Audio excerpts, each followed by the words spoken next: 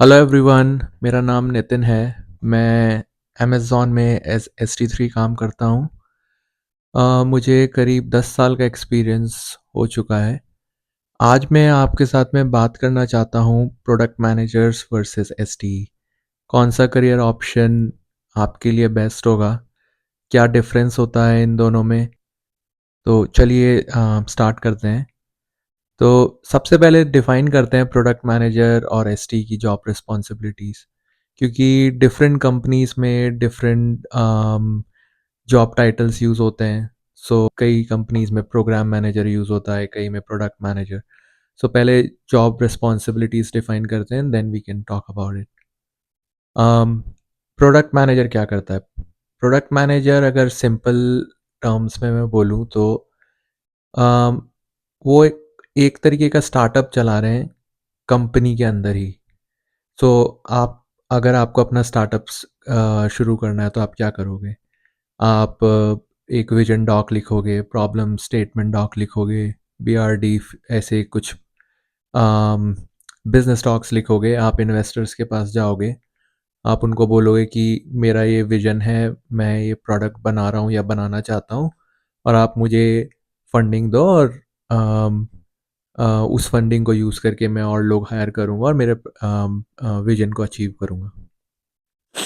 सो product manager भी same चीज़ कर रहे हैं, बट वो विद इन कंपनी के इकोसिस्टम में कर रहे हैं। सो फॉर एग्जांपल, या तो वो कोई ऑलरेडी एग्जिस्टिंग प्रोडक्ट है, उसमें एक नया फीचर के डॉक्यूमेंट्स लिखेंगे, या फिर वो बिल्कुल ही एक नया प्रोडक्ट लेकर आएंगे, और फिर वो कंपनी के सीनियर वाइस प्रेसिडेंट्स, डायरेक्टर्स के पास जाएंगे और उनको बताएंगे उनका विजन। और अगर लीडरशिप को उनका विजन पसंद आता है तो लीडरशिप उनको फंड करेगी, एज इन उनके आइडिया को फंड करेगी। और उनको लेट्स से 50 एम्प्लॉयज़ की ज़रूरत है उनके आइडिया या उनके फीचर को अचीव करने के लिए, तो कंपनी उनको वो 50 एम्प्लॉयज़ हायर करके देगी। सो ये प्रोडक्ट मैनेजर्स की रिस्पॉन्सिबिलिटीज़ होती है। एस डी की रिस्पॉन्सिबिलिटी, अगर मैं सिंपल टर्म्स में बोलूँ तो जो कंपनी या जो प्रोडक्ट मैनेजर्स प्रोडक्ट लेकर आते हैं या फीचर्स लेकर आते हैं, एस की रिस्पॉन्सिबिलिटी होती है उसको इम्प्लीमेंट करना और उसको स्केलेबल वे में इम्प्लीमेंट करना। तो ये बहुत ही एक मैंने हाई लेवल ओवरव्यू दिया है। um, कौन सी डिग्रीज के बाद में आप इन करियर्स में जाते हो? सो प्रोडक्ट मैनेजर्स की in general, like you can go in this field through MBA, BBA, या आप एग्जिस्टिंग, आप लेट्स से ऑलरेडी कॉरपोरेट में थे, आप इंजीनियर थे, आप यूएक्स यूआई डिज़ाइनर थे, तब तो भी आप पिवट करके प्रोडक्ट मैनेजर बन सकते हो। एस टीज़ के लिए by and large engineering, C S engineering या कोई और रिलेटेड फील्ड में इंजीनियरिंग चाहिए होती है, एंड उसके बाद में like you can enter in this field. Now let's talk about कि कौन सी फील्ड आपके लिए बेटर है, राइट? सो इसके कई एस्पेक्ट्स हो सकते हैं, कई पैमाने हो सकते हैं कि पैसा एक पैमाना हो गया, ग्रोथ एक पैमाना हो गया, विजिबिलिटी एक पैमाना हो गया, राइट? तो हम एक एक करके बात करते हैं।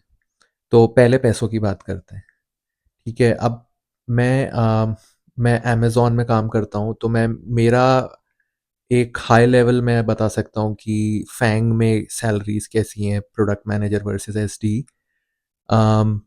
और मैं यूएस में काम करता हूँ, तो मैं यूएस के अकॉर्डिंगली बता सकता हूँ, but by and large India में भी रेशो वुड बी सेम।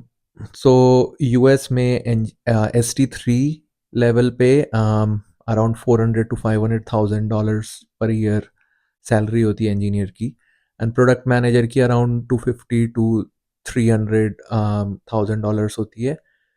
सो हमने अभी सैलरीज की बात कर ली, नाउ ग्रोथ की बात करते हैं। ग्रोथ के मामले में I would say product management wins. Why? Because product man एक let's say for an individual, कोई बहुत ही हाईली मोटिवेटेड इंडिविजुअल है, right? So they have like lot of ideas, lot of motivation. They are very hardworking. Um, so they can grow really, really fast, sometimes at twice rate, or maybe even twice rate than engineers.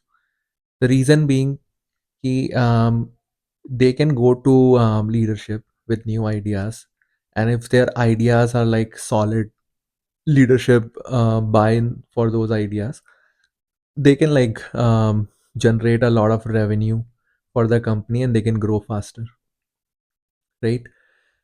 उनको आगे बढ़ने के लिए कोई block नहीं कर रहा है. Like if they have idea they can write it in a document and go in front of leadership.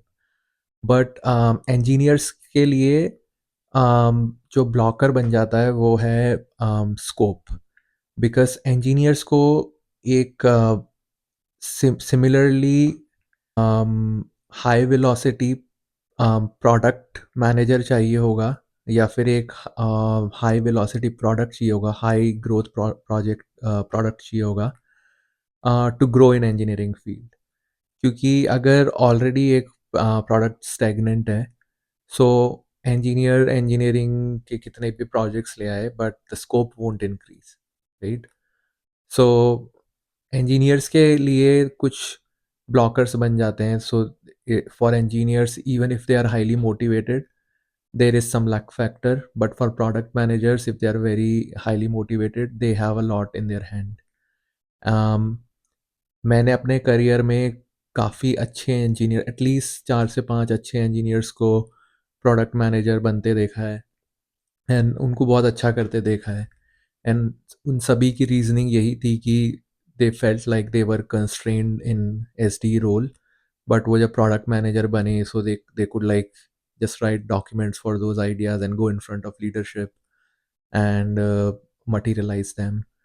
um, so ये एक बहुत ही बड़ा डिफरेंस है कि आप सैलरी कंपेयर तो कर रहे हो बट आप ग्रोथ कंपेयर नहीं कर रहे. आपको ट्रेजेक्ट्री भी देखनी होगी, राइट? कि आप ठीक है, आप 5-6 साल से ST3 रोल में हो या 10 साल से ST3 रोल में हो, वर्सेस प्रोडक्ट मैनेजर हर 3 साल में प्रमोट होके VP बन रहा है, एंड VP पे 1 मिलियन 1.5 मिलियन की सैलरी ले रहा है.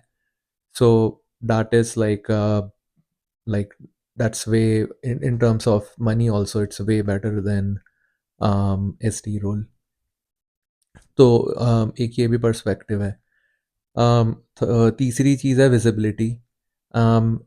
So for visibility you have to understand how companies work. At higher leadership level, VP level, and VP, SVP level, companies usually, um, for at that level, what matters is business. So they are working for quarterly financial statements. तो उनके लिए ये है कि कौन सी चीज़ हमारा हमारा profit increase करेगी, हमारा रेवेन्यू इंक्रीज करेगी. सो वो उन्हीं लोगों से usually surround, they keep themselves surrounded. So product manager के लिए इजी हो जाता है विजिबिलिटी पाना. फॉर एग्जांपल, चल मैं एक हाइपोथेटिकल एग्जांपल देता हूँ. फेसबुक एक प्रोडक्ट है, वो चल रहा था. After that Instagram came, Snapchat came, and Facebook started dying. फिर कोई तो फेसबुक में किसी के दिमाग में आया होगा कि यार इतने लोग ऑलरेडी साइन अप कर रखे हैं, क्यों ना इसको हम एक मार्केट प्लेस बना दें जहाँ पर लोग अपने सेकेंड हैंड आइटम्स को सेल कर सकें, राइट?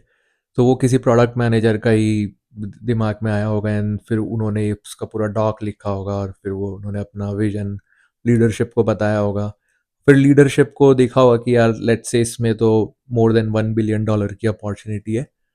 सो उनके लिए ये सब चीज़ें मोर इंटरेस्टिंग होती है, सो रादर देन कि एक इंजीनियर जा रहा है और बोल रहा है कि मैं